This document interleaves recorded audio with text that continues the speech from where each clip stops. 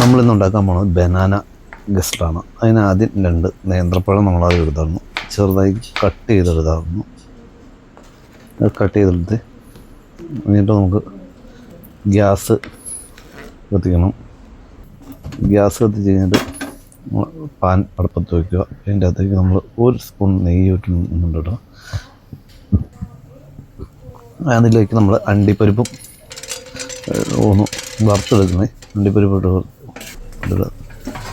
പിന്നെ കുറച്ച് മുന്തിരിയും കൂടെ നമ്മൾ ഇട്ട് കൊടുക്കുന്നുണ്ട്. ഇത് രണ്ടും കൂടി നമ്മൾ നന്നായിട്ടൊന്ന് ചുവന്ന് വന്നോടം വരെ ഒന്ന് വറുത്തെടുത്തിട്ട് അത് വേറൊരു പാത്രത്തിലേക്ക് മാറ്റുവാണ്. അത് കഴിഞ്ഞ് നമ്മൾ പറഞ്ഞ ബദാം പരിപ്പും വറുത്ത് കോരി എടുത്ത് അത് നമ്മൾ വേറൊരു പാത്രത്തിലേക്ക് മാറ്റുന്നുണ്ട്.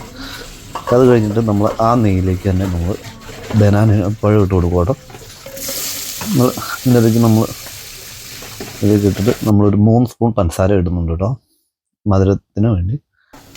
അത് കോരി വെച്ച് നമ്മൾ വേറെ പാത്രത്തിലേക്ക് മാറ്റി അത് കഴിഞ്ഞ് നമ്മൾ വയ്ക്കുന്നതെന്ന് പറഞ്ഞാൽ പാല് തിളപ്പിക്കാൻ വയ്ക്കണം. 1 ലിറ്റർ പാലാട്ടോ നമ്മൾ എടുത്തിരിക്കുന്നത്.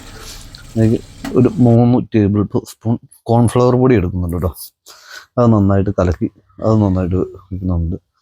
അപ്പോൾ നമ്മൾ നന്നായിട്ട് ഇളക്കി കട്ടയില്ലാതെ ഇളക്കി എടുക്കണം കേട്ടോ. ഇതിലേക്ക് നമ്മൾ പാല് നല്ല തിളച്ച് വരുമ്പോഴത്തേക്കും നമ്മൾ അതിലേക്ക് ആഡ് ചെയ്യണം കേട്ടോ. പിന്നെ നമ്മൾ പാലിൽ ചേർക്കുന്നതെന്ന് പറഞ്ഞാൽ മിൽക്ക് മേഡ്, പഞ്ചസാര ഒരു 3-4 സ്പൂൺ ചേർക്കുന്നുണ്ട്. പിന്നെ മിൽക്ക് മേഡ് ചേർക്കുന്നുണ്ട്. അത് കൂടാതെ നമ്മൾ ചേർക്കുന്നതെന്ന് പറഞ്ഞു കഴിഞ്ഞാൽ കോൺഫ്ലവർ ചേർത്തു. അത് കഴിഞ്ഞിട്ട് നമ്മൾ മിൽക്ക് മേഡ് ചേർത്ത് കൊടുക്കുന്നു. മിൽക്ക് മേഡ് ചേർത്ത് കഴിഞ്ഞിട്ട് നമ്മൾ ചേർക്കുന്നതെന്ന് പറഞ്ഞാൽ വാനില എസൻസ് ചേർത്ത് കൊടുക്കുന്നുണ്ട്.